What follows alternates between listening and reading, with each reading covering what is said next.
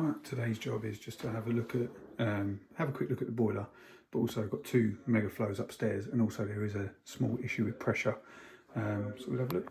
Right, so one thing to check on these is the flue collector at the back.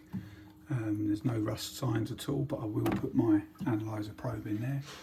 So I've done the G10, give it a little clean out as well, and yeah, it seems to be all nice and clean in there. And as I say, I will check that flue collector. So to put these into service mode, hold the plus, the reset, keep hold of the plus.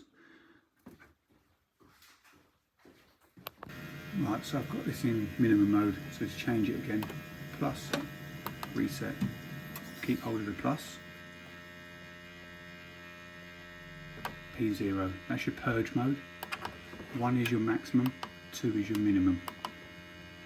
Press the I button to accept, then it'll fire up.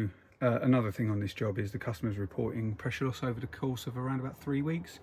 They've put it up to 1.5, and as you can see, it's just below half a bar on there. So what I'm going to do is I'm just going to, the expansion vessel seems absolutely fine.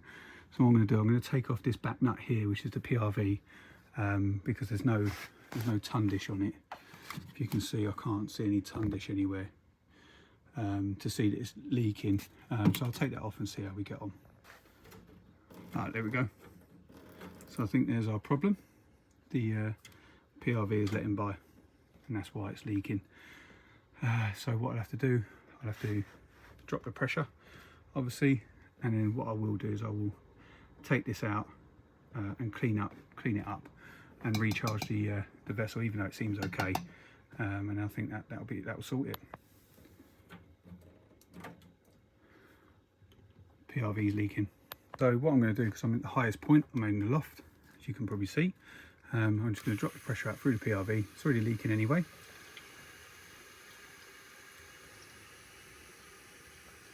Got a little towel there just in case. What I'll do is I'll open this up, let it all out. As you can see, it's going down nicely.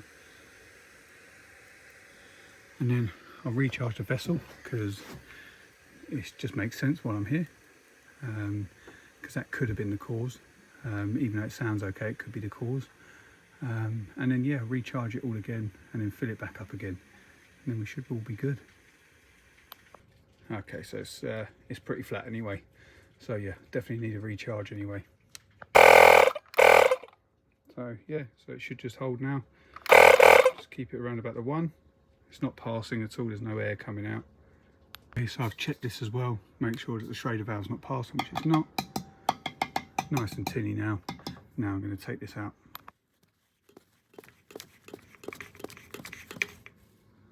Let's get the rubber out.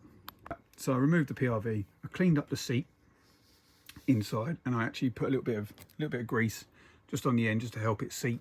I've never really had a problem doing it this way, because it's not the PRV's. The PRV hasn't failed. It's just that the expansion vessel it was flat, so it's a big old house, this one. So yeah, so I'll just top up the pressure again, and we should be all back up and running again. So if you're new to plumbing and heating while this is recharging itself, repressurizing, if you don't understand how an expansion vessel works, then I'll give you a quick rundown.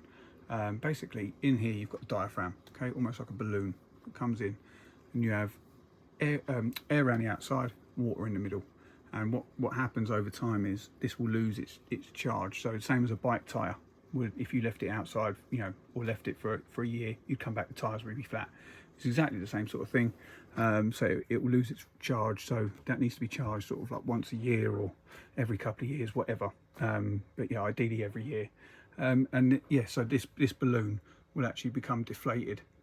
Sorry, the air around it will become deflated, and the water then will take over that.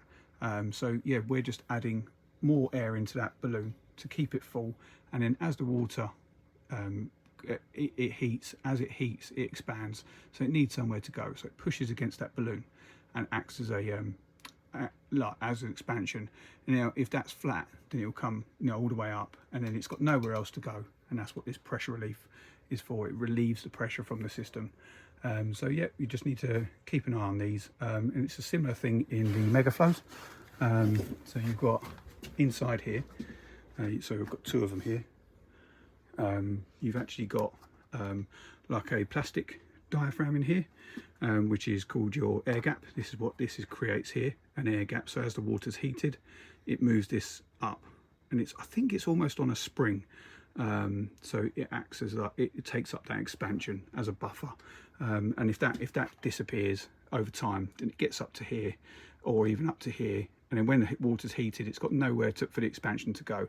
So where does it go? It goes out of the pressure relief, which is around the other side there, in this grey thing here, and that's called a temperature pressure relief valve, TPRV. And that will, if the hot water tank overheats, I think it's set at 90 degrees, then it'll dump it outside as well. They can also go faulty, so even if it gets up to 60 degrees, they can still go faulty. So yeah, you've got two things, temperature and pressure relief valve, and that's basically how these work. If you cut this open, you would see a plastic diaphragm in there, and I will probably be recharging that as well while I'm here. So what I am going to do, just while I'm here, I'm just going to double check that this repair has worked. So obviously it's up to pressure. We'll see if there's any more water behind it, which there isn't. That was dripping out straight away before. So no, we're all okay now. Lovely.